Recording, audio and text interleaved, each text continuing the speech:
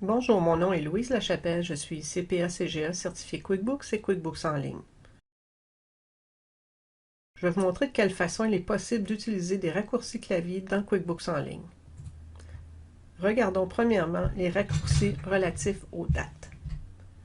À partir d'un champ de date, voici ce qu'il est possible de faire dans QuickBooks en ligne. Le plus de votre clavier vous amène au jour suivant. Le moins au jour précédent.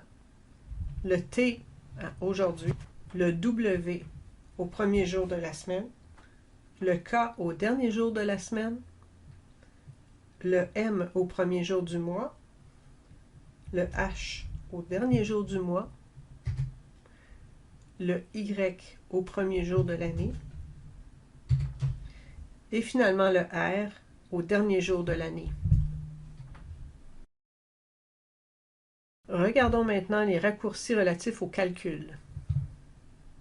Saviez-vous que QuickBooks en ligne a sa propre calculatrice?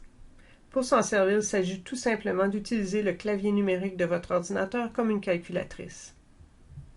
Par exemple, 10 plus 30 moins 5. Lorsque le calcul est terminé, cliquez sur la touche Tab de votre clavier et non pas la touche Entrée. Pour ce qui est de raccourcis relatifs à la navigation, vous pouvez utiliser la touche Tab pour avancer d'un champ à l'autre, les touches majeures ou Shift en anglais plus Tab en même temps pour reculer d'un champ à l'autre. Pour obtenir la liste des raccourcis dont je viens de vous parler, cliquez sur le lien qui s'affiche à l'écran. Il existe d'autres raccourcis propres à QuickBooks en ligne. Pour en obtenir une liste, cliquez sur les touches CTRL, ALT et E accent aigu. Une liste s'affiche à l'écran.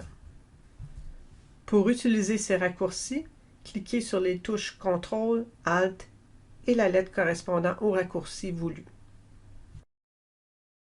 Si vous avez besoin d'aide au niveau de la configuration de votre compagnie, de formation ou de support relatif à QuickBooks et QuickBooks en ligne, je vous invite à communiquer avec moi.